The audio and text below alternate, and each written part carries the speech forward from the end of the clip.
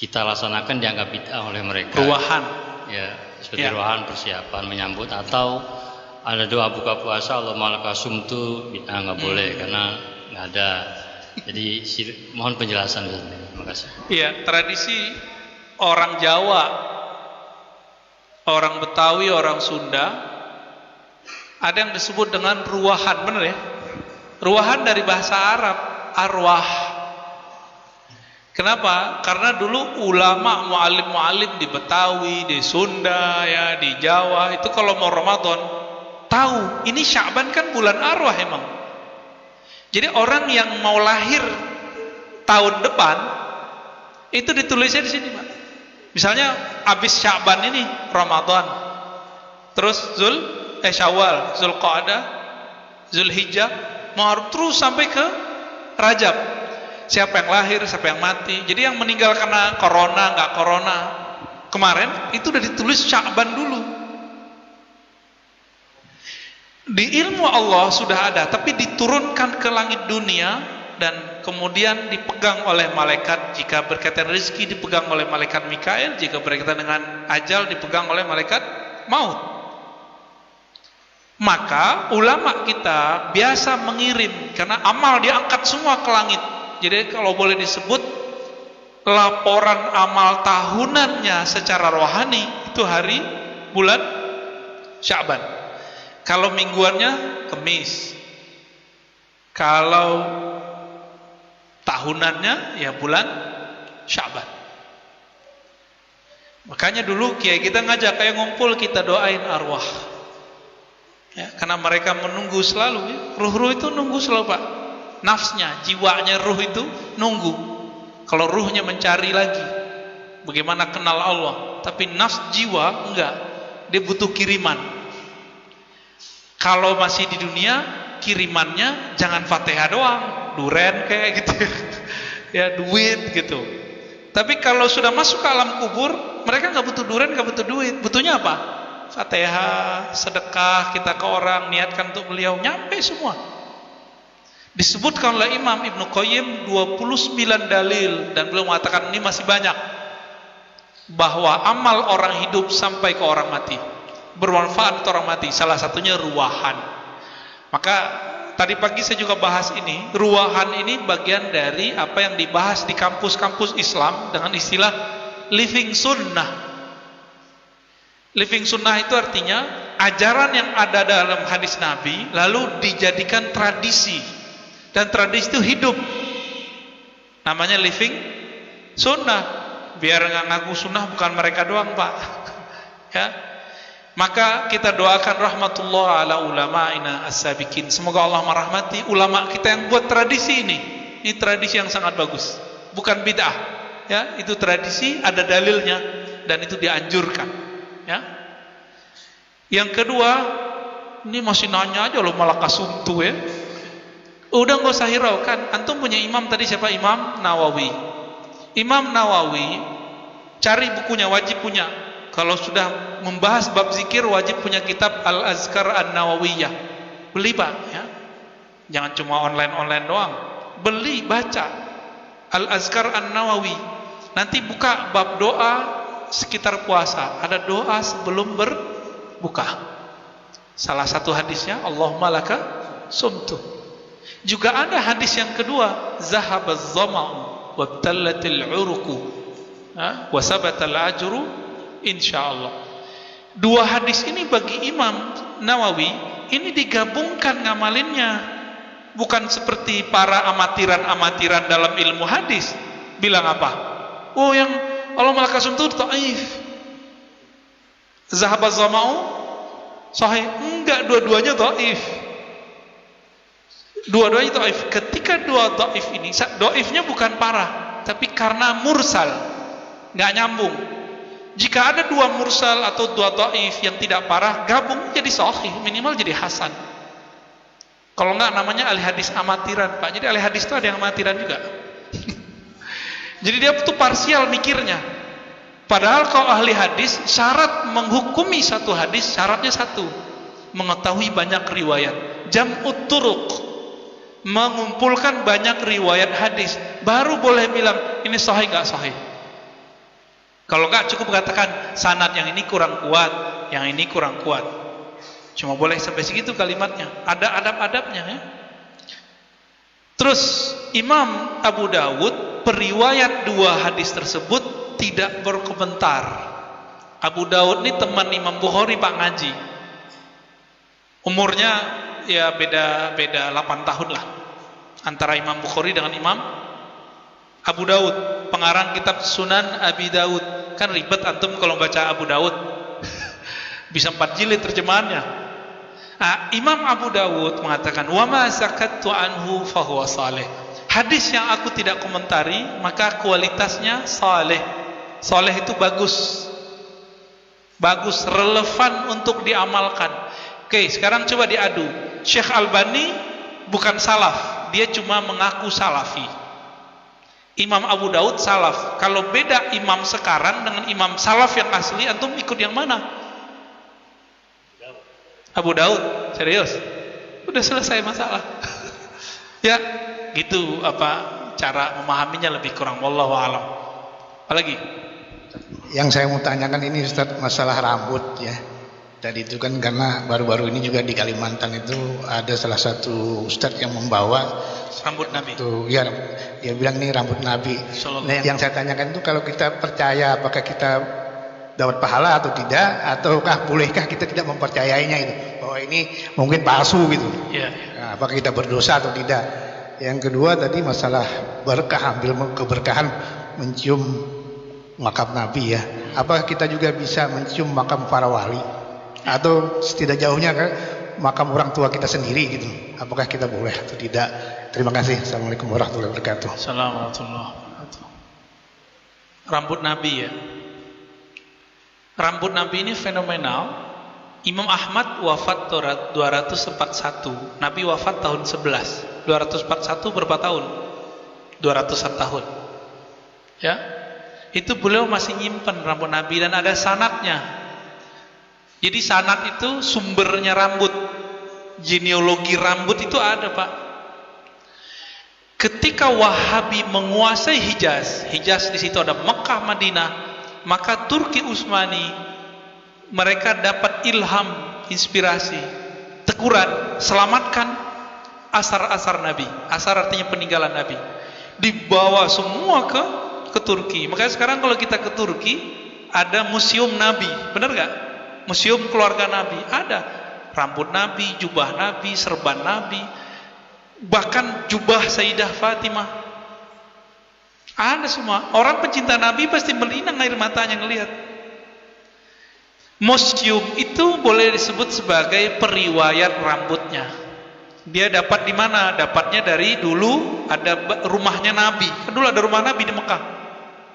Kan sekarang mereka ratain dibangun perpus. Masih syukur Pak dibangunin perpus ya. Syukurnya di Saudi itu masih banyak orang-orang yang diam-diam tidak mengikuti akidah Wahabiyah. Alhamdulillah. Pejabat-pejabat aja banyak yang gak senang. Sekarang nih Muhammad bin Salman, dia tahu boroknya Wahabi Pak, dia tahu. Dia mengatakan Wahabi itu perang dinginnya, saya pernah sampaikan di sini ya. Perang dinginnya Amerika dan Rusia. Itu yang ngomong udah orang Saudi, nggak bakal percaya mereka. Mereka nggak percaya Pak. Jadi itu udah sahih itu dah. Makanya mereka ganti nama, nggak mau Wahabi lagi, Salafi aja. Ya. Jadi rambut Nabi juga ada sanadnya. Sanadnya itu museum kah, rumah peninggalan apakah gitu ya. Ada sanadnya Pak. Ya. Ya itu biasanya peninggalan dari guru-guru. Tinggal dia bilang dapat dari mana. Boleh Bapak nanya. Jadi jangan nggak percaya dulu kalau belum bertanya. Orang belum neliti kok udah membuat kesimpulan, namanya suuzon 11-12 sama mereka. Ya, kalau nggak tahu bilang oh saya nggak ngerti, selesai. Kalau kita nggak ngerti dan nggak mau mengerti, ya nggak usah mendekat. Mending nggak ketemu Pak. Karena ada di salah satu wilayah di Sumatera, itu pejabat datang, si ulama nyebut ini rambut Nabi, cium sama ente, nggak mau dia cium. Apa yang terjadi sama dia? Kayak orang hilang ingatan, habis itu. Saya nggak usah sebut siapa ya pejabatnya. Kejadian Pak seperti itu. Karena dia nggak percaya dan menghina, merendahkan ulama yang megang, tersinggung ulamanya. Kalau nggak percaya, menghindar aja Pak. Ya. Kalau saya percaya, kenapa? Innal arda la ta'kul ajsadal anbiya. Bumi tidak pernah merusak tubuhnya Nabi. Harramallahu alal ard an ta'kula ajsadal anbiya. Itu ada di riwayat Imam Baihaqi dan riwayat imam-imam lain. Bumi Allah haramkan merusak tubuhnya Nabi. Rambut bagian dari tubuh Nabi bukan? Nggak bakal bisa dirusak. Paling-paling dipotong-potong. Ciri-ciri rambut Nabi kalau dicek dalam lab-lab arkeologis itu ada kayak apa namanya yang pewarna rambut yang tradisional itu? Ya, henna dan minyak zaitun. Jadi Nabi rambutnya diwarnain agak pirang-pirang dikit. Kalau ini bukan pirang, putih. Ya. Apalagi Pak? Udah. Ya. Oh ya, sebentar. Satu lagi apa? Oh ya, mencium kubur Nabi. Apakah berlaku juga mencium kuburan orang soleh? Sama. Yang penting kita nggak meyakini penyembahan terhadap yang kita cium itu. Yang analog sederhana gini, Bapak kan orang berakal, orang pinter. Mencium istri boleh nggak? Mencium anak boleh nggak? Boleh kan? Syirik nggak? Ya sama, mau cium kuburan, cium orang hidup ya sama, nggak ada kaitannya dengan syirik. Itu bab cinta. Jadi takbil, bab mencium itu bukan bab syirik, bab tauhid, itu bab mahabbah. Mereka itu nggak ngerti cinta Pak, masalahnya. Ajarannya kan ajaran menghilangkan bab cinta. Makanya tabarruk dihilangkan. Jadi kita kasih tahu, at-tabarruk ibaratun anil hub. Ngambil berkah itu adalah ekspresi mengenai kecintaan yang tinggi kepada Nabi dan orang-orang soleh. Ya, tafadhol di belakang. Assalamualaikum warahmatullahi wabarakatuh. Assalamualaikum warahmatullahi wabarakatuh. Saya mau tanya ada dua pertanyaan. Pertama nih, saya pernah dengar dari kiai gitu, tempat di mana kita mimpi atau ada orang pernah mimpi bertemu Rasulullah itu pantas diziarahi tempat itu. Yang saya tanya, ada qaul ulama atau ya dalil tentang itu enggak, artinya perkataan ulama salaf atau gimana? Yang kedua, saya pernah bertabaruk dengan rambutnya Rasulullah dan itu dicelupkan di air. Ketika diberikan di air, kata kiainya, nanti kalau habis tambahin airnya lagi, jangan sampai kosong, tambahin terus. Nah ini kalau misalkan ada orang yang meninggal atau apa, saya usapkan misalkan di kain kafan atau di badannya, atau ada orang sakit apa, atau setiap maulid anak-anak ngaji di rumah saya bagikan itu air, ditaruh di galon. Nah apakah seperti ini tabaruk keberkahannya ini nggak hilang kalau ditambahin begitu? Terima kasih. Iya, nggak hilang. Boleh lanjutin aja. Ya, itu kayak orang itu minta air doa. Apa kata si kiai? Ntar kalau mau habis tambahin air ya, sama. Lebih keren si tukang urut yang ngasih air begitu atau rambutnya Nabi. Acara begitu itu dari Imam Ahmad. Jadi Imam Ahmad kalau demam, badannya panas-panas sedikit kayak corona sekarang nih, bisa jadi obat tuh. Yang penting yakin. Diambil air putih yang segar, dicelup, baca salawat. Kalau bisa baca salam, assalatu wassalamu alaika ya Rasulullah. Sampaikan salam rindu kita kepada Nabi, sampai kita betul-betul merasakan diri ini berkoneksi dengan Nabi. Itu air langsung berkah itu. Ya. Lalu Imam Ahmad kalau minum air begini gimana? Sembuh langsung. Imam Ahmad loh ya. Imam Ahmad imam salaf, musyrik gak? Berani antum bilang Imam Ahmad musyrik? Ya, kan nggak ada yang berani. Ya, udah. Yang kedua, ya, tentang tempat mimpi ketemu Rasulullah, tempat mimpi pantas diziarahi. Saya tidak pernah mendapatkan kalam tertulis dari ulama bahwa tempat yang dulu ulama mimpi di situ dijadikan tempat ziarah. Kalau begitu tempat kos saya dulu harus diziarahi dong. Enggak ada ya. Nabi kalau datang ke mimpi itu yang berkah tempatnya atau kolbu orang yang mimpi? Kolbunya, karena datangnya bukan ke tempat, datangnya ke dalam kolbu. Maka yang diberkahi orang yang mimpinya. Tapi ingat, orang yang mimpi ketemu Nabi belum tentu dia ini terbebas dari dosa. Belum tentu juga dia wali. Orang cinta doang kok. Bisa jadi cintanya sirna. Bisa ya. Jadi jangan terlalu berlebihan untuk bab ketemu Nabi secara mimpi. Tapi man ra'an Nabi sallallahu alaihi wasallam ya. Man ra'ani fil manam fasayarani yaqza.